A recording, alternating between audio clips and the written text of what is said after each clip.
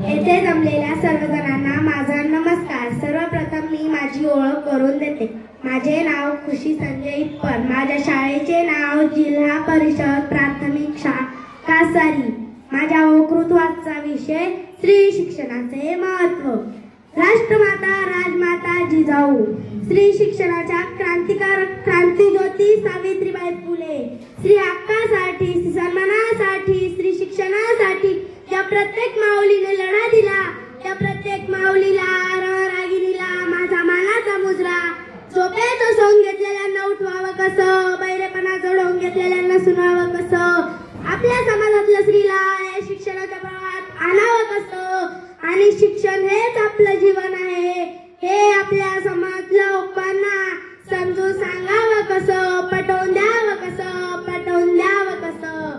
खरंच आज आपला समाज, आपला देश खूप प्रगती करत आहे, प्रगतीच्या वाटचालीत आहे, पण तरीही आपल्या समाजात, आपल्या देशात स्त्रीला जेवढं महत्त्वाचं स्थान मिळायला पाहिजे ना तेवढं नाही मिळत। एका स्त्रीला म्हणजेच एका लहान मुलीला तिच्या आईच्या गर्भातच मारून टाकलं जायचं। तिच्या जन्मा अगोदरच तिचं बालपण हिरावून घेतलं जायचं। तेव्हा आपल्याला कोण अधिकार द्यायचं? त्या उमलत्या कळीला तोडायचा, तिला मुळापासून नष्ट करायचा। तेव्हा ती उमलती कळी, तो लहान जीव आपल्या आईला बोलायचा। तेव्हा ती उमलती कळी, तो लहान जीव आपल्या आईला बोलायचा। पुरुषत्वाच्या ओझ्याखाली लपलेल्या स्त्रीचं जग उघड्या अश्रू नयनांनी पाहायचं। पुरुषत्वाच्या ओझ्याखाली लपलेल्या स्त्रीचं जग उघड्या अश्रू नयनांनी पाहायचं। काळाच्या पडद्याआड ओढू नको आई, काळाच्या पडद्याआड ओढू नको आई, आता मला जगायचंय, आता मला जगायचंय।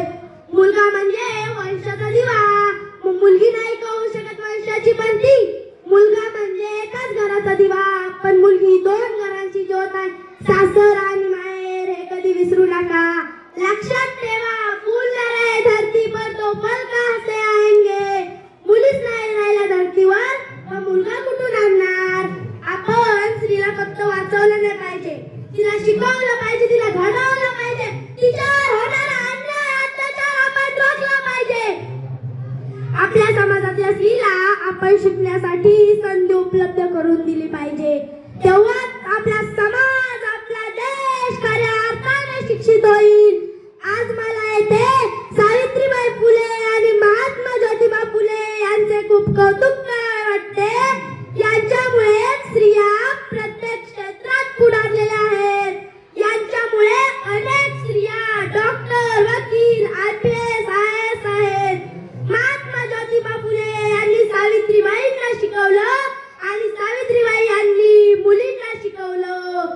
मुलींमध्ये आत्मविश्वास तर खूप असतो, पण आपल्या समाजामुळे आणि काही लोकांमुळे त्यांचा आत्मविश्वास हरवतो। लक्षात ठेवा, जी मुलगी भांडे धुवू शकते, जी मुलगी कपडे धुवू शकते, ती मुलगी कोणालाही धुवू शकते, म्हणून स्त्रीला कधी कमी लेखू नये। मी सावित्रीबाई फुले आणि महात्मा ज्योतिबा फुले यांच्याविषयी एक छोटीशी कविता सादर करीत आहे, ही तुम्ही शांत चित्ताने ऐकावी अशी माझी नम्र विनंती। श्री